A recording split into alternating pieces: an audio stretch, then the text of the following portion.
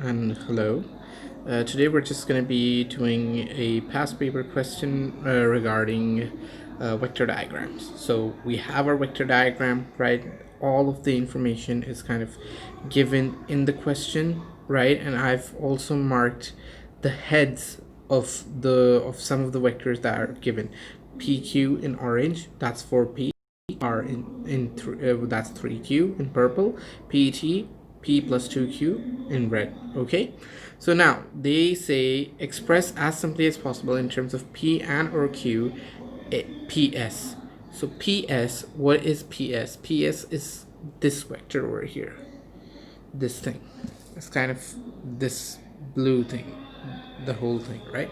So how do we find PS? Well, that's quite simple given the question, because if you look at the second line of information given, you have PT equals 2 over 3 PS, right? And you have PT as P plus 2Q, right?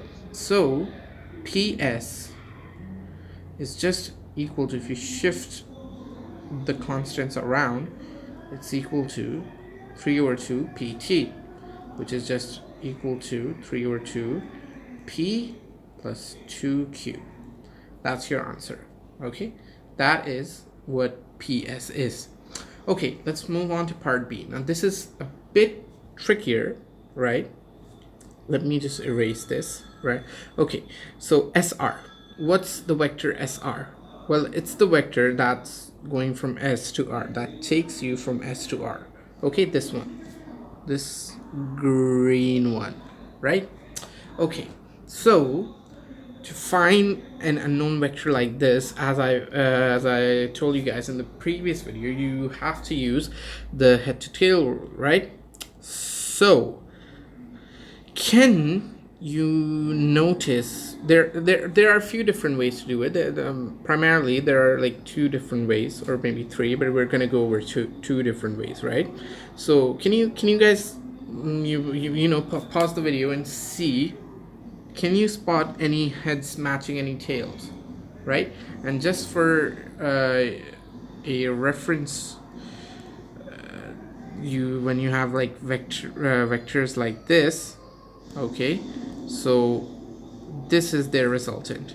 The first vector, the tail of the second vector coincides with the head of the first vector, and the tail of the resultant coincides with the tail of the first vector and the head of the last vector, the second vector, no matter how many vectors there are. Okay, so we need to find SR. So we need to say that, okay, SR has to be the resultant, right?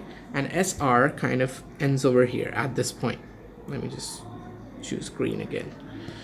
Okay, so SR ends over here at that point. So as you can see in this diagram over here, the head of the resultant needs to coincide with the head of the last vector in our kind of head to tail diagram, right? So here you can see that the vector QR, its head is coinciding with the head of SR, right? So this could be the last vector in our diagram.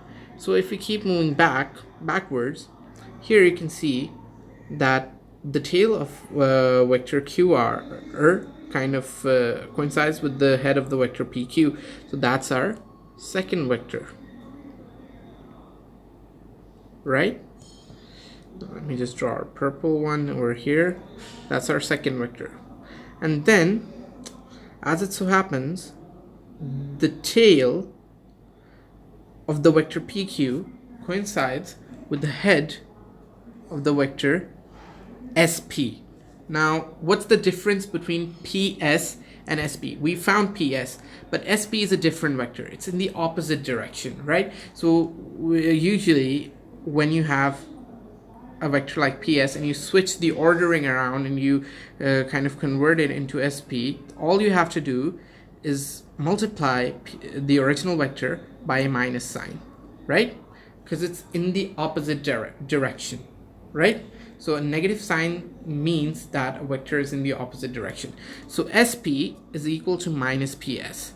So we could just multiply PS 3 over 2 times P plus 2Q by a minus sign, and we would get SP, right?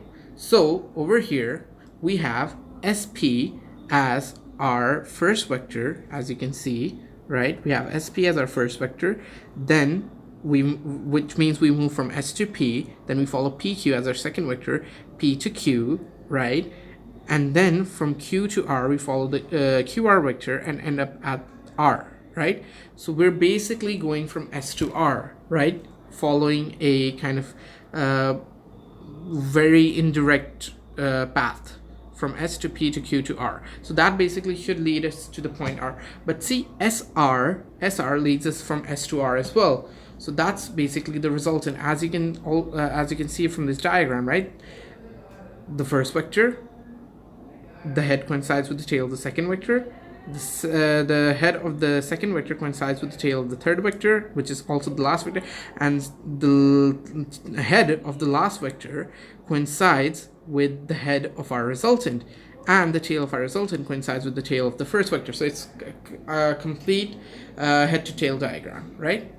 And logically it makes sense as well, since S to P to Q to R ends up at Q, so adding this actually takes you to from S to R, and the vector SR directly takes you from S to R, right? So you can write it like this: SP plus, let's see, PQ plus QR should give you SR, right? That should give you SR. So, and you can even write it like this: PQ plus QR minus PS equals SR, right? Since SP is just negative of PS. So this would become SR equals, what's PQ? We have 4P, QR is 3Q, right? And minus PS is 3P over 2 minus, this is 3Q, right? So these things cancel, and what you have is 8P minus 3P over 2 equals 5P over 2. So you have 5 over 2P as SR, right? There you go. You have your answer. Now, funny thing, there's another way to do this if you find this kind of complicated. If you kind of erase this stuff, right, and focus on SR again, right, and you don't wanna go for like more than 3 vectors in your head to tail diagram. You want to say, okay, I just want to form a triangle, right? So you can look at SR and see what kind of diagram can you make which is a triangle. Well, you can't do it with the existing vectors that are on this diagram, right? No, there's no triangle here that forms. So you have to create a vector. You have to create a vector like this. So you can see that a triangle can be formed by basically drawing, since SR is the resultant, right? So it needs to coincide with the head of another vector, right? So we've drawn one from PR, right? We've drawn one from PR. We've drawn a new vector PR with whose head kind of coincides with the head of SR, right? So that's basically our last vector in our head to tail diagram. So what's the first vector? So the head of the first vector needs to coincide with the tail of the first the head of the first vector needs to coincide with the tail of the second and last one, which is PR. So the first vector is essentially, it can be this SP. It can be SP, right? So what you end up having is a triangle-like diagram where you go from S to P and then P to R, right? You follow SP, then PR, and you end up at R. From S to R, that's a path. It takes you to R. But in another path that takes you from S to R is SR, which is more direct. So if you do it like this, let me use a better color, SP plus PR should equal SR, right? And SP can just be, we can write it as minus PS, and that should equal SR, right? Now, we don't know what PR is. PR isn't given in the question. So we need to find PR. So that's an additional step that we need to do.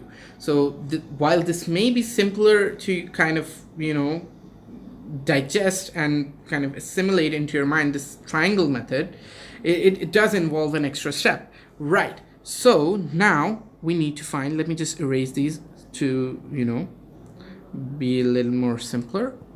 Let me draw PR again.